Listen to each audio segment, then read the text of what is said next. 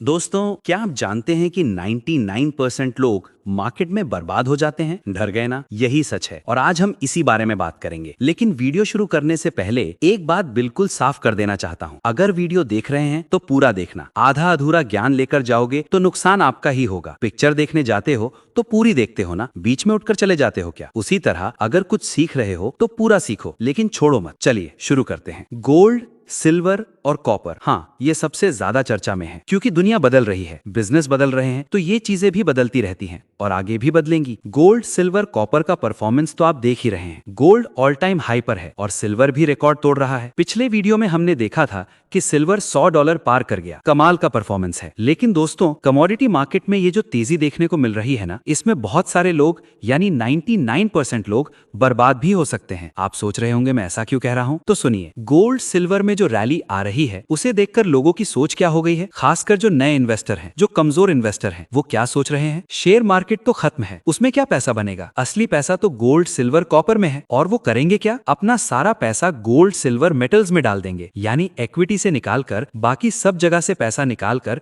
सिर्फ इन्हीं में इन्वेस्टमेंट करने का सोचेंगे। अगर आप ऐसा कर रहे हैं तो समझ लीजिए आप बहुत बड़ा रिस्क ले रहे हैं। ये ऐसा है जैसे बिना हेलमेट के 300 की स्पीड पर बाइक चलाना। ये बहुत खतरनाक हो सकता है। वॉरेन बफेट ने भी कई साल पहले हमें एक बड़ी सीख दी थी, do not put all your eggs in one basket, यानी कभी भी अपना सारा पैसा एक ही जगह पर मत लगाओ। ये बात तो बच्चे बच्चे को पता है। इन्वेस्टमेंट करते समय डाइवर्सिफिकेशन को कभी मत भूलना। अब आप सोच रहे होंगे कि वॉरेन बफेट का ये नियम आज भी क्यों इतना जरूरी है? देखिए, मार्केट बदलता रहता है, ट्रेंड्स आते जाते रहते हैं, लेकिन ह्यूमन नेचर तो वही रहता है ना। डर और लालच हमेशा बने रहते हैं। जब कोई एसेट क्लास जैसे कि गोल्ड या सिल्वर बहुत अच्छा परफॉर्म कर रहा होता है तो हमें लगता है कि बस यही फ्यूचर है और हम अपना सारा पैसा उसी में लगा देते हैं। यही गलती हमें नहीं करनी चाहिए। वॉरेन बफेट का ये नियम हमें याद दिलाता है कि हमें हमेशा अलग अलग तरह के एसेट्स में इन्वेस्टमेंट करना चाहिए, ताकि अगर एक एसेट क्लास में नुकसान हो तो दूसरे से उसकी भरपाई हो सके। डाइवर्सिफिकेशन का मतलब सिर्फ इक्विटी में ही नहीं होता। ये नहीं कि सिर्फ शेयर में पैसा लगा रहे हो तो लार्ज कैप में लगाओ, मिड कैप में लगाओ, स्मॉल कैप में लगाओ, वो भी डाइवर्सिफिकेशन है। लेकिन अगर आप फाइनेंस से रिलेटेड बड़े लेवल पर देखें तो डाइवर्सिफिकेशन का मतलब है कि आप इक्विटी में भी पैसा रखें, गोल्ड में भी हो, सिल्वर में भी हो, रियल एस्टेट में भी हो और बॉन्ड में भी हो। ये इसका एक बहुत बड़ा मतलब है। लेकिन आजकल हो क्या रहा है? फोमो यानी फियर ऑफ मिसिंग आउट। जो चीज एकदम पागलपंती की तरह भाग रही है उसे देखकर लगता है कि बस यही सब कुछ है। कमजोर इन्वेस्टर फोमो का आसान शिकार होता है। उसे लगता है कि जो भाग रहा है वही दुनिया है, वही 10-15 साल चलेगा, बाकी सब बेकार है। और इसी चक्कर में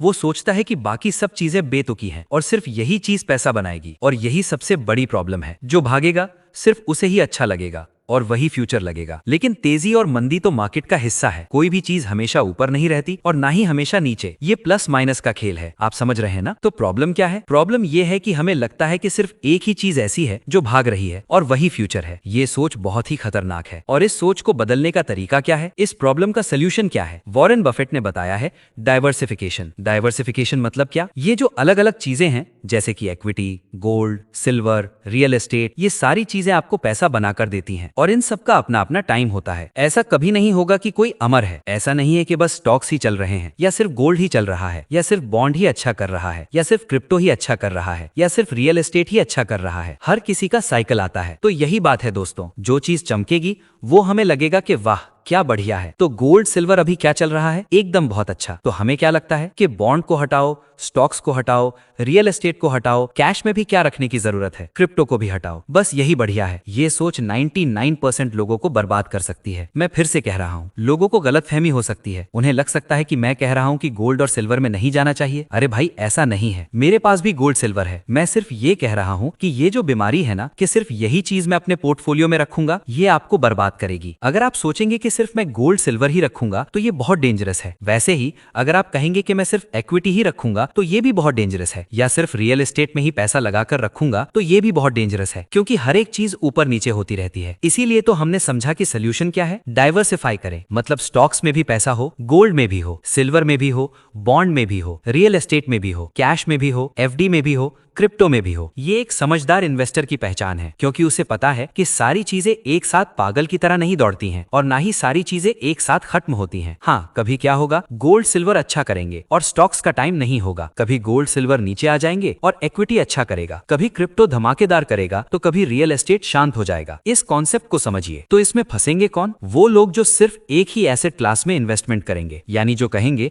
कि मेरे पोर्टफोलियो में बस सिर्फ इक्विटी होगी, या सिर्फ गोल्ड होगा, या सिर्फ सिल्वर होगा, या सिर्फ रियल एस्टेट होगा, या सिर्फ क्रिप्टो होगा। ये बहुत घातक है। अगर चल गया तो कॉन्ग्रेचुलेशंस, बहुत बढ़िया बात है, लेकिन अगर नहीं चला तो गेम ओवर। और फिर उस एसेट क्लास को दोष मत देना। जिस एसेट क्लास में आपको नुकसान हो रहा है उसी में लोग पैसा बना रहे हैं। आपका टाइमिंग मैटर करता है। तो इस बात को समझिए। वीडियो का मकसद यही है कि अगर आप सिर्फ एक ही चीज में इन्वेस्टमेंट करेंगे तो आप बहुत बड़ा रिस्क ले रहे हैं। डाइवर्सिफाइड रहें, आराम से खेलें और आपका पैसा जरूर बनेगा। कुछ चीजें ऊपर होंगी, कुछ नीचे होंगी, लेकिन लॉन्ग टर्म में आपको एवरेज रिटर्न जरूर मिलेंगे। एक और बात, मुझे कमेंट्स में कई लोग पूछते हैं कि पुरानी एसआईपी में स्टेप अप करना सही है या नई एसआईपी शुरू करना। इस पर हम एक अलग वीडियो में बात करेंगे, जिसका लिंक आपको एंड स्क्रीन पर मिल जाएगा। Normal SIP versus step up SIP, कौन सा बेहतर है? मैंने अपनी तरफ से पूरी कोशिश की है कि आपको समझा सकूं। आशा करता हूं कि वीडियो हेल्पफुल लगा होगा। अगर अच्छा लगा हो तो लाइक और शेयर कर सकते हैं।